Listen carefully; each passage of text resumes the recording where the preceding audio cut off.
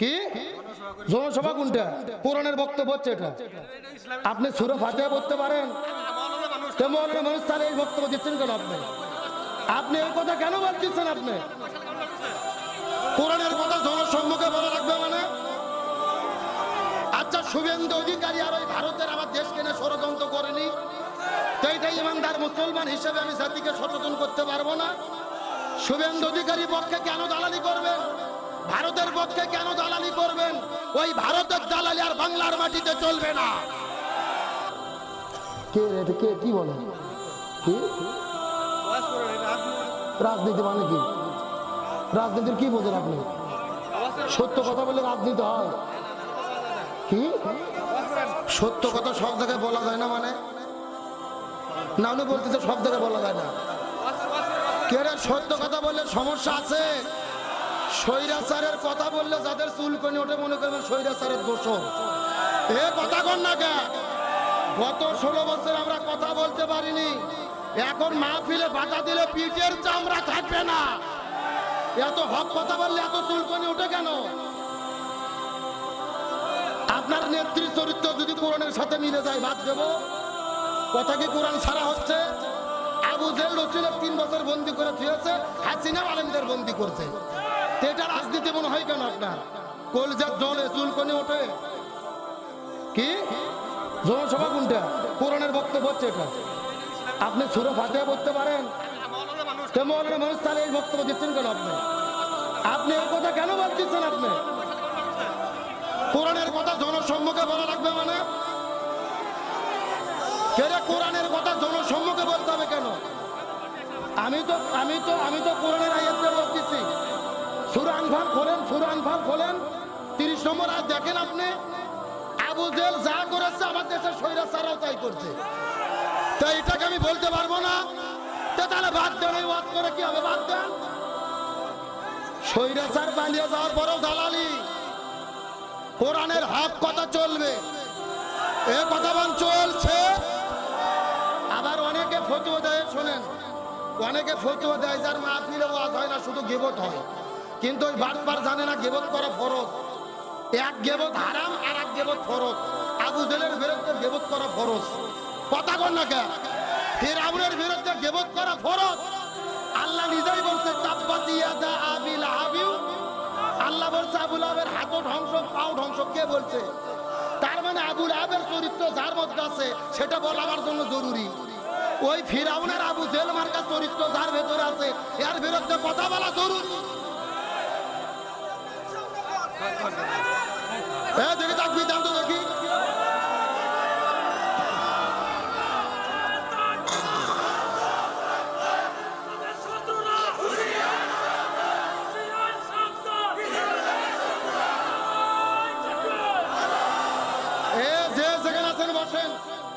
বসেন, আলোচনা চলছে।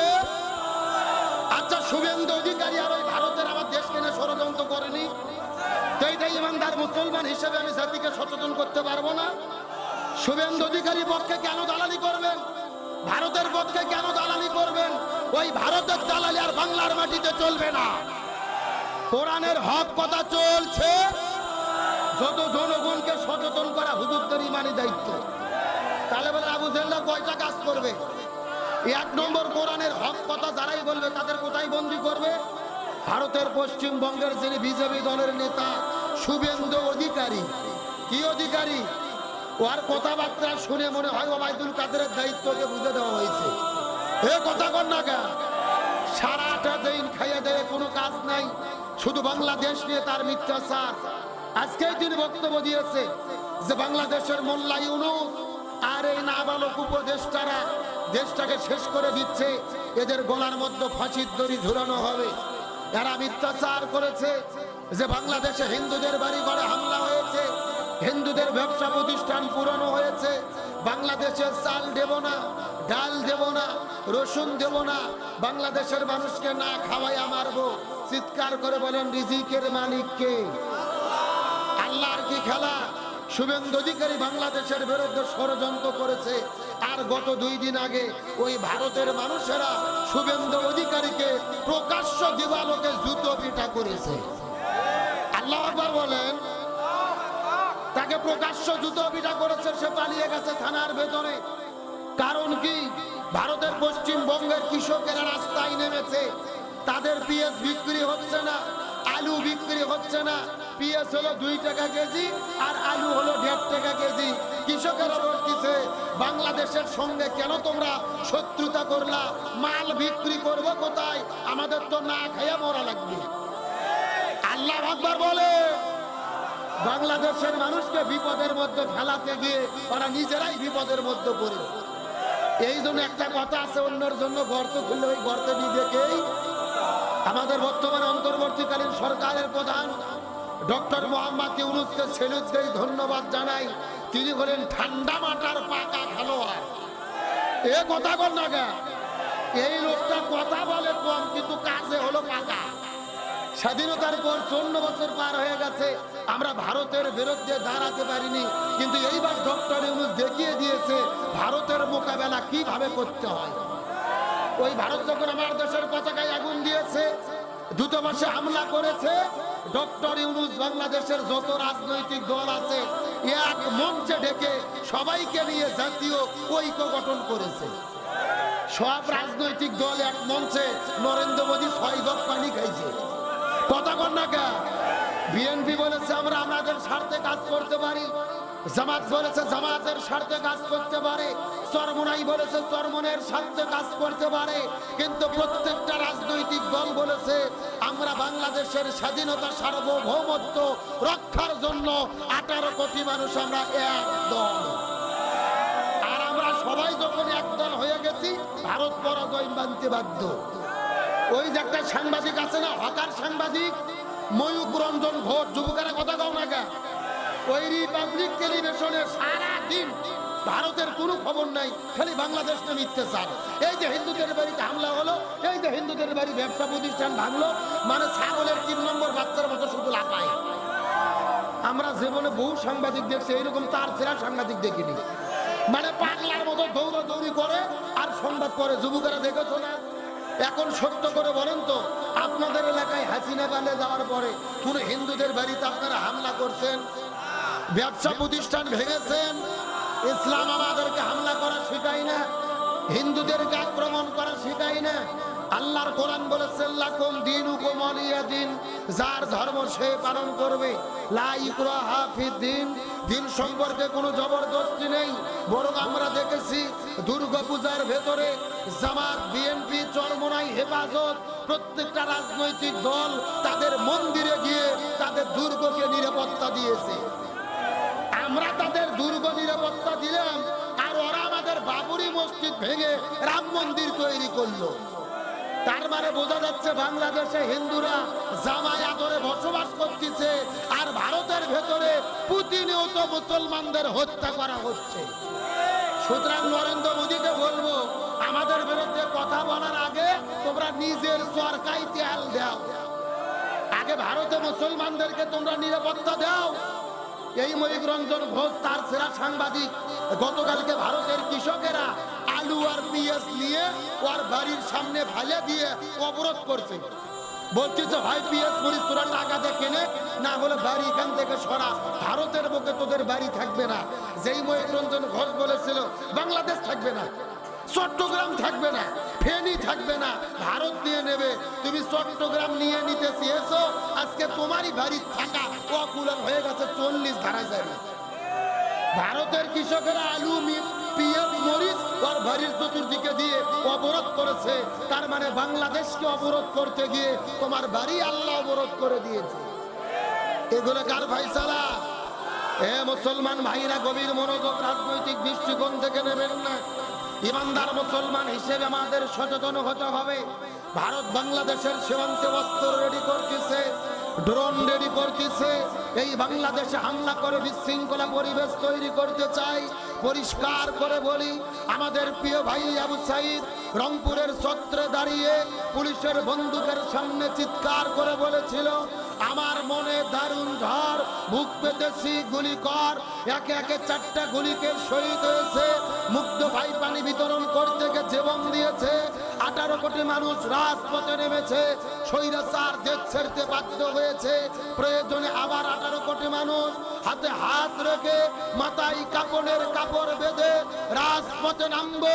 তারপরে বাংলাদেশের স্বাধীনতা, সার্বভৌমত্ব 1 ইঞ্চি মাটি নিয়ে ওই ভারতের দাদা বাবুদেরকে আমরা ছিনিমিনি খেলতে দেব না, দেব না, দেব না। কারা কারা রাজি? দুটো হাত আল্লাহকে তুলে দেখা।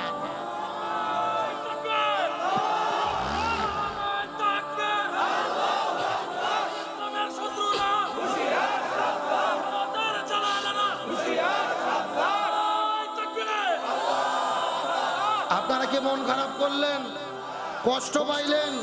বর্তমানে দেশের স্বাধীন নাগরিক হিসেবে আমাদের সচেতন হওয়া দরকার। আমরা পরিষ্কার করে বলি, বাংলাদেশ নতুন করে স্বাধীন হয়েছে, আর ভারতের তাবেদারি বাংলার জমিনে চলতে দেওয়া হবে না। বরং যেই দলই ভারতের দালালি করবে আমরা তাদেরকেই বয়কট করব। কথা কন না কে? আচ্ছা বলো তো, ভারত কি আমাদের বন্ধু? ভারত যে আমাদের শত্রু, এটা আমরা যত তাড়াতাড়ি বুঝবো তত আমাদের কল্যাণ। কেউ যদি বন্ধু হয়, আপনার বন্ধু কি আপনার বন্ধুর বাড়ির সামনে তার কাটার বেড়া দেবে? পৃথিবীর কোন দেশের তার কাটা বেড়ে নাই, বাংলাদেশে তার কাটা বেড়া ভারত কেন দিল? আর প্রতিদিন মুসলমানদের কেন হত্যা করে, গুলি করে? 57টা নদী ভারত থেকে বাংলাদেশে এসেছে, তার 54টা নদীর ভেতরে বাঁধ দিয়েছে। ফারাক্কা বাঁধ, তিস্তা বাঁধ, পিপাই মুখ বাঁধ। খরার দিনে পানি আটকে দিয়ে আমাদেরকে পানি না খাওয়াইয়া শুকাইয়া মারে, আর বন্যার দিনে পানি ছেড়ে দিয়ে আমাদের ডুবাইয়া মারে। এগুলো বন্ধুর কাজ না শত্রুর কাজ? হ্যাঁ, ভালো করে বুঝবেন। ওরা বলছে পিএস মরিচ দেব না, মনে হচ্ছে ওরা আমাদের মান না দেয়, ফ্রি দেয়। আর তোরা কি ফ্রি দেয় না টাকা দেয়? টাকা দেয় যদি দেয়, এক দেশ ভারত যদি না দেয়, আরো 227টা দেশ দেওয়ার জন্য রেডি হয়ে আছে। ভারত পিএস দেওয়া বন্ধ করছে, পাকিস্তান প্রতিদিন 1 জাহাজ করে পিএস পাঠাচ্ছে। আর ওই পাকিস্তান হলো ভারতের সতীন। ভারতের কি এখন? ভারত তোমরা চলে গেছো, তোমাদের সতীনের সঙ্গে আমরা প্রীতি করতেছি। জ্বালা জ্বালা, এ কথা কর না কে? ওদের মাথা এই জন্য আরো নষ্ট হয়ে গেছে। ওদের পরাজয় হবে, ইমানদারদের বিজয় হবে ইনশাআল্লাহ। বলুন, আসেন আলোচনার দিকে। এত কথা আমি আপনাদের মধ্যে কেন বললাম?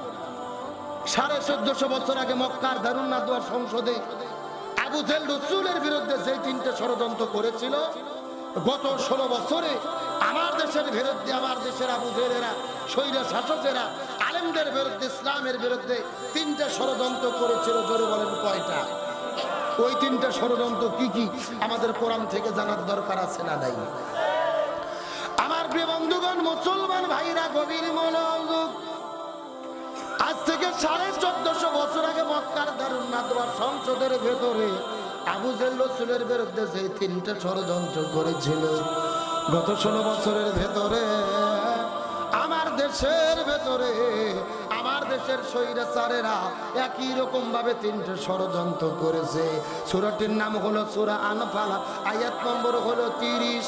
কয় নম্বর বললাম? এ জামালপুরে মুসলমান, গভীর মনোযোগ। সূরা আনফালের 30 নম্বর আয়াতের মধ্যে আল্লাহ তাআলা কত চমৎকার করে বলেন, ওয়া ইয ইয়ামকুরু বিকাল্লাযিনা কাফারু।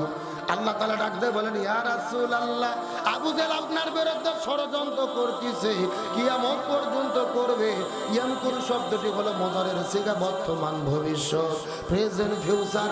আল্লাহ তাআলা বলেন, ইয়া রাসূলুল্লাহ, কিয়ামত পর্যন্ত আবু জেহেল আপনার বিরুদ্ধে ষড়যন্ত্র করতেছে, কিয়ামত পর্যন্ত করবে। এখন আমি আপনাদেরকে জিজ্ঞাসা করি, বলেন তো আবু জেহেল কি কিয়ামত পর্যন্ত বেঁচে থাকবে? তাহলে আল্লাহ মনে হয় ভুল করে লিখেছে। আপনাদের কি মনে হয় আল্লাহ কি ভুল করে? আল্লাহ ভুল করেন এমন কথা বললে ইমানও থাকবে না। এ জামালপুরে মুসলমান, গভীর মনোযোগ। আল্লাহ যদি মাকারা শব্দ দিত অর্থ হয়ে যেত, কিন্তু আল্লাহ মাকারা শব্দ ব্যবহার না করে ইয়ামকুরু শব্দটি কেন ব্যবহার করলেন? এই আয়াতের ব্যাপারে তামাম পৃথিবীর ভেতরে সমস্ত মুফাসসির কেরাম একমত পোষণ করে বলেছেন, কিয়ামত পর্যন্ত আবু জেহেল থাকবে না, কিন্তু আবু জেহেলের নাতি পুতিরা, যোগ্য উত্তরসূরিরা কিয়ামত পর্যন্ত দেশে দেশে থাকবে।